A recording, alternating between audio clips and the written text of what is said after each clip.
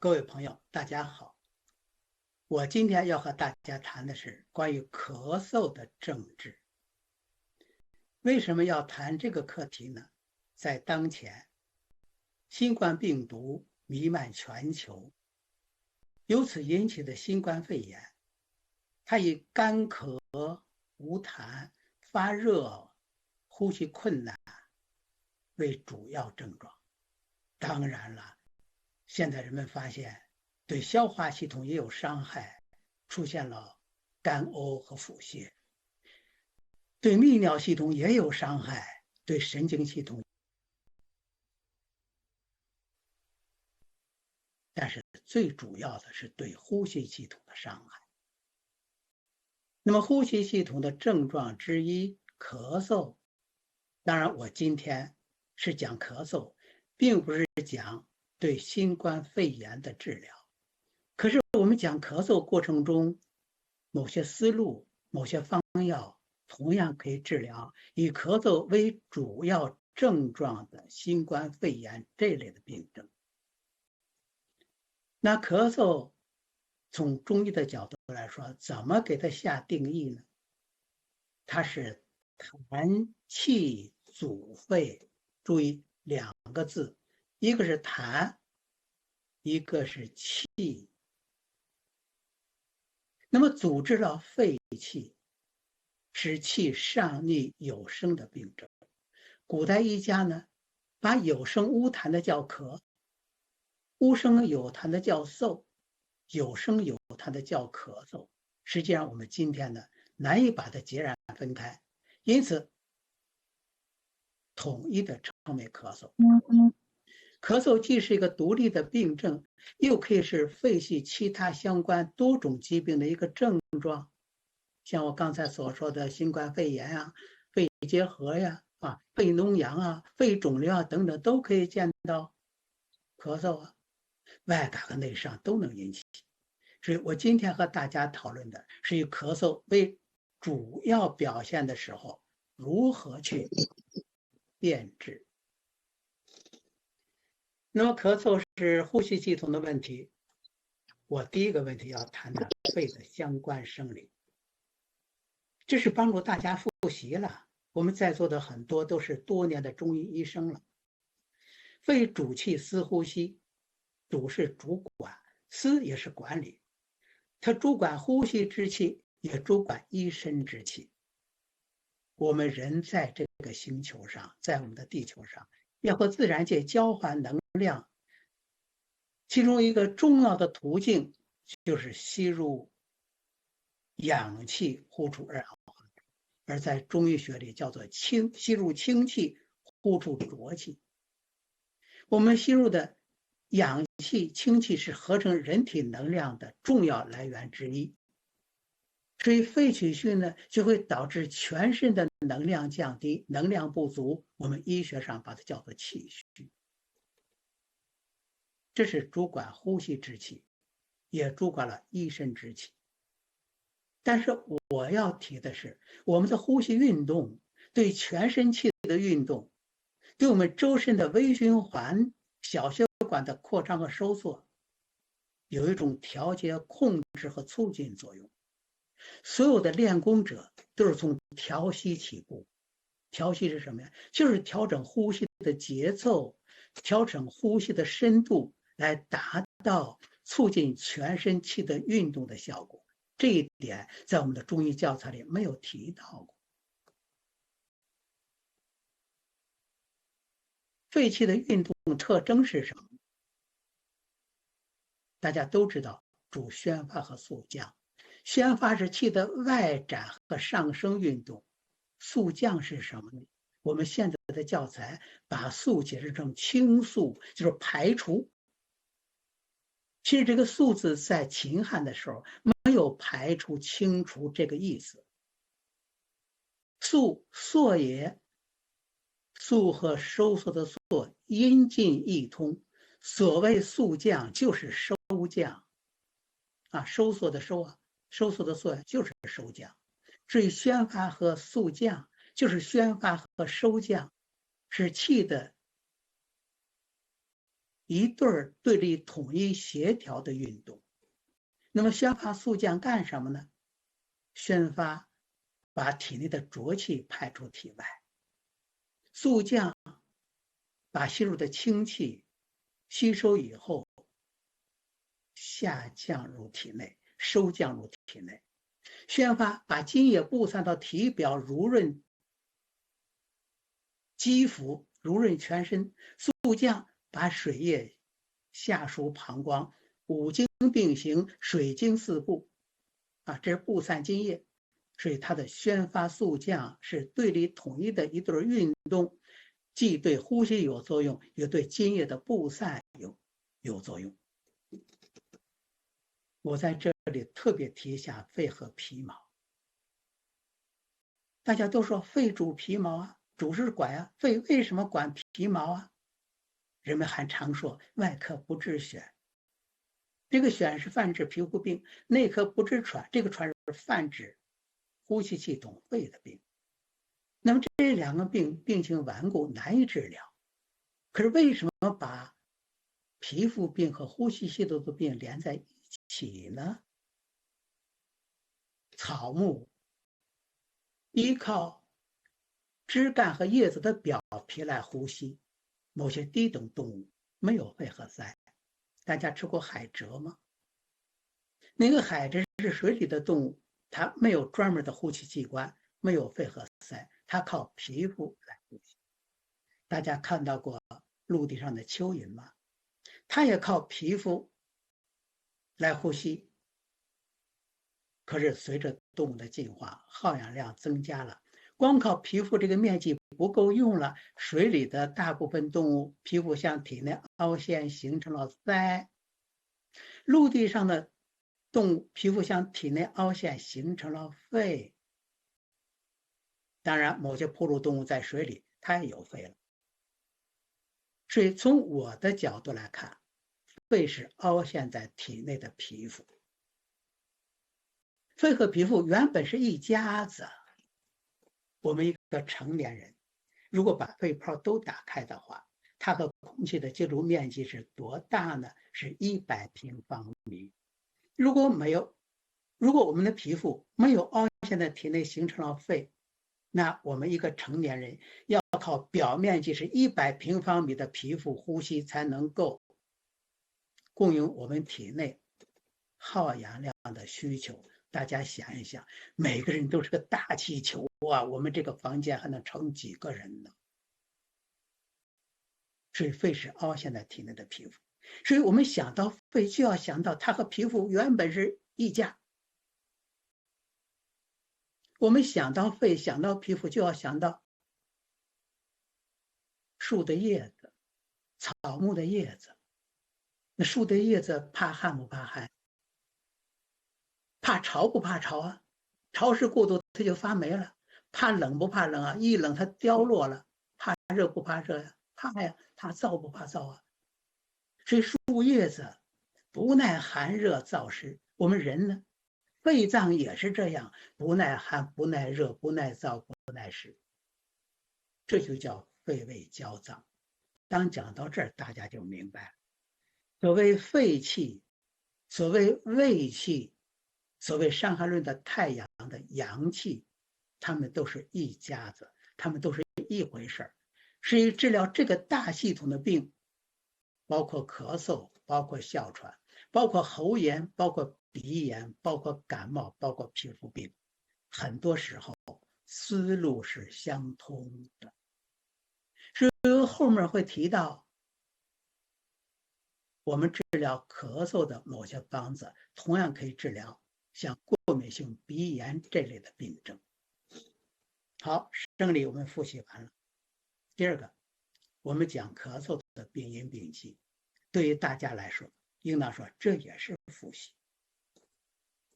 咳嗽有外感有内伤，外感呢当然是六淫外邪侵袭肺系了。我这个肺系包括了皮肤，包括了鼻子，包括了咽喉包括了气管，包括了肺。肺胃的胃外功能减退或者失调，是从正气的角度来讲。从邪气的角度来讲呢，自然界冷热失常，六淫犯肺。最常见的是什么呢？风寒、风热、燥热都可以导致咳嗽啊。那风寒外束，肺气闭郁，不得宣发速降。有了气的问题了吗？津液不布，聚而成痰，哎，肺气闭郁了，津液不能输布了，肺不是宣发速降吗？啊，它闭郁了，它不能宣发速降了，那津液就不能布散了，聚而成痰。有了痰了吧？两个因素，一个是气郁了，一个是痰阻了，那自然就会导致咳嗽啊。第二点，风热犯肺。那个热邪它就要烤这个津液啊，消说津液为痰，痰热阻遏，你说有了痰热阻遏了，那个肺气能够宣发速降吗？所以肺势宣降，也就咳嗽了。同样，燥热犯肺，燥热消浊津液，使那个津液浓缩成痰，气道湿润，阻遏了肺气的宣发速降，又有了气的问题了。所以也就会导致咳嗽，这是外感。内伤咳嗽更加复杂，内伤咳嗽大多不单纯是肺的病，而常常和其他脏器有关。第一个，脾肺同病，脾虚生痰，痰湿犯肺。所以清代的李永翠说过一句话：脾胃生痰之源，肺为除痰之器。那脾为什么是生痰之源呢？那是饮食不节呀，或者过食肥甘生冷啊，或者居住环境潮湿阴暗，或者你思虑过度，导致脾气被伤。脾胃受损以后，那水湿不运，就流至胸膈，聚而为痰。你看有了痰的因素了吗？哎，痰浊扰肺，于是就导致了咳嗽。那么在这谈到了脾，谈到了胃，有一个解剖啊，专门讲解剖的老师跟我说：“郝老师，你们中医很多时候是胡说八道。”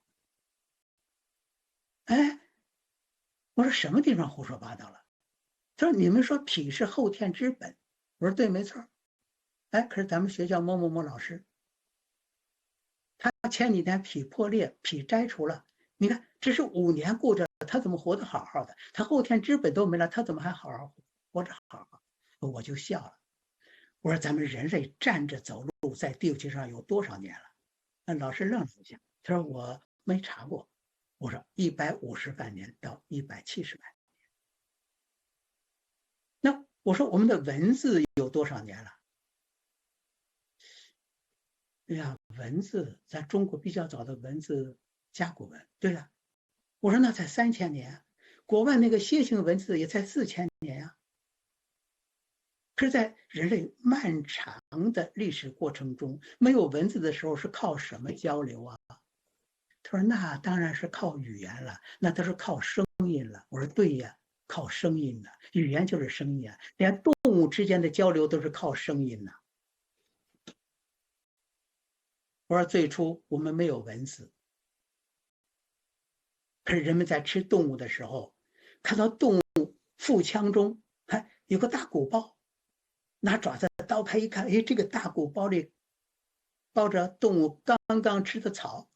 所以古人会怎么想啊？哎，我们肚子里也有这个东西啊，我们把这个东西叫什么呀？叫什么？要包围食物的地方，那咱们就把它叫围吧。所以没有文字的时候啊，包围的围和脾胃的胃是不分的。因此胃为也，为受饮食物也，先有的声音，先有的语言，后有的文字。为什么把这个东西叫做胃呢？就是包围接受饮食物的这样一个器官，哎，就叫胃。以后有了文字了，包围的围和胃肠的围分开了。那下面为什么叫肠子呢？古人吃动物的时候，看到胃下面有弯弯曲曲的长长的管道，就想了：哎呦，这个管道可不能不通况，这个管道不通的话，那不拉屎不放屁，肚子胀肚子疼，受不了，那咱们把它叫什么？那就叫畅吧。这个管道一定要通畅。所以有了文字了，肠道的肠和通畅的畅分开了。你说这是中文呢，还是中医呢？你说和它和解剖学没关系吗？有啊，是古人吃动物的时候看到的呀。那这个话是谁说的呢？东汉有个人叫刘熙，这个人比张仲景小10岁，这是他所写的一本书，叫《释名》，解释的是名字的名。这本书里所说的话，为什么《释名》这本书有什么特点呢？它是从音求义，音近义通，只要声音相近，意思就是相通的，甚至意思就是一样的。为也，为受饮食物也，把它的功能都表达出来了，声音和功能都有了。常畅也，通常为其去滋会也啊，把它的声音，把它的功能表达出来。所以当古人吃完动物、吃完食物以后，哎，身上有劲儿了，他们就在想，哎，我们身体一定有一个东西，把我们吃的饮食物的营养吸收以后，向全身输送，我就有劲儿了。那咱们把它叫什么呀？叫什么？那就叫脾吧。脾不就是帮助的意思吗？你看脾也，脾主胃气，主化谷也，是帮助胃肠道把饮食物的精华物质吸收以后向全身输送的，所以就有了脾的这个名词。可是从我们今天解剖学的角度来看，中医所说的脾是帮助胃肠道把胃肠道所摄纳的饮食物中的精华物质，因为古人不会说能量，不会说营养啊，就会说精气，就会说精华物质啊，把胃肠道的水液和饮食物的精华物质吸收以后向全身输送的这样一组功能，从今天解剖学的角度来看，那是什么地方？那就是我们的胃壁，那就是我们的肠壁呀，朋友们。至于《黄帝内经》说脾和胃以膜相连，那就隔这个胃黏膜，隔这个肠黏膜，由胃黏膜组成这个空腔，就是盛食物的胃；由肠黏膜组成这个管道，就是食物的从这里通过的肠，而胃黏膜之外的胃壁，肠黏膜之外的肠壁，就是吸收水液、吸收水谷精微的中医所说的脾。大家琢磨琢磨，我们胃肠吸收机能差了，咱中医不就把它叫做脾气虚吗？一个人拉肚子，西医大夫说是慢性肠炎，中医大夫说是脾阳虚、脾气虚，运化失司，升降紊乱，寒湿下注。结果中医大夫用了理中汤、四神丸、痛泻药方，这2个阶段他不拉肚子了。西医大夫说，哎，他的慢性肠炎治好了。中医大夫说，哎，他的脾阳脾气恢复了。同志们，我们所说的脾是什么呀？所以我就把这段话跟那位解剖老师讲完了。我说你们的解剖学中的脾是左膝下的扁的椭圆形器官，在胎儿的时候可以制造血细胞，成年以后它不再制造血细胞了，但是它可以制造淋巴细胞，所以你们在解剖学里把它归属于淋巴系统。它还可以吞噬衰老的红细胞，它是我们血液系统的清道。解剖学传入中国的时候，你们要翻译成中文，找来找去，你们就借用了中文的脾。所以解剖学中的脾和中文学所说的脾根本不是一回事。这个解剖学老师听完了之后，哎呀，原来是这样啊！所以我们那位老师啊，他是解剖学的脾破裂，脾切除了，他可以活着。如果把胃肠道的吸收机能全给它破坏掉，它还能活吗？而且肺和胃是解剖学的肺和胃啊，这个胃就包括了脾了，在发生学上同来源于前肠，所以脾胃气虚，运化机能低下，水湿内流，失去为痰，对，就会影响肺啊。脾胃气虚，营养不良，更容易患肺的病啊，是我们治疗呼吸系统的虚症、阴虚、气虚，常常用培土生金法啊，因为他们在祖先上原本就是一家的，所以脾肺同病特别常见，尤其是所以脾肺同病特别常见，尤其是那个小孩子啊，食欲好，食量大，家长又觉得孩子多吃点好的，常常出现了痰湿很盛，孩子很胖，屁特多，咳嗽起来没完没了，这就需要脾肺同治了。肝火犯肺，那是肝病在先，木火行金，上犯及肺，这大多由于情绪抑郁，气郁化火，火伤津液，或者携着郁结在肝胆上犯于肺，肺是清肃，或者郁火损伤肺络而见到咳血。当然，当肺络被伤、咳血如注的时候，那就是危重症。另外，肝火犯肺症要特别注意和燥邪犯肺相鉴别。燥邪犯肺常常是干咳无痰或者少痰，伴有咽干、口燥等等症状。可是呢，肝火犯肺症常常伴有肝气郁结、心烦、易怒、化火的这些见证。那么肝火犯肺症常常咳嗽一阵阵发作，咳痰不爽。第三个症候，肺肾两虚。肺主呼吸，是气之标；肾主纳气，是气之根。如果肺肾气虚的话，就会见到喘促、短气、自汗、多汗、形寒肢冷、咳嗽多痰，这常常见于慢性支气管炎、肺气肿、肺纤维化等等。那么肺肾两虚的，除了肺肾气虚之外，这是肺肾气虚，还有肺肾阴虚，或者因为肺阴虚不能输入津液来滋肾，肺的宣发肃降功能，其中肃降不是向下输布津液吗？或者因为肾阴虚不能上奉，不能，或者由于肾阴虚虚火灼肺，就导致了肺肾阴虚的咳嗽，大多是干咳、短气、咽喉干燥，伴有腰膝酸软、骨蒸潮热、遗精盗汗等等肾阴虚的表现。这种状况呢，大多见于肺结核。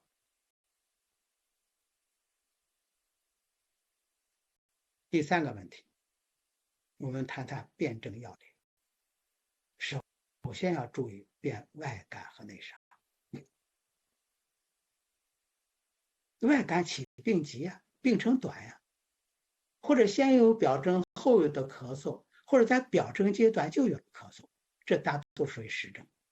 内伤咳嗽起病缓，病程长，一般都有脏腑功能的失调，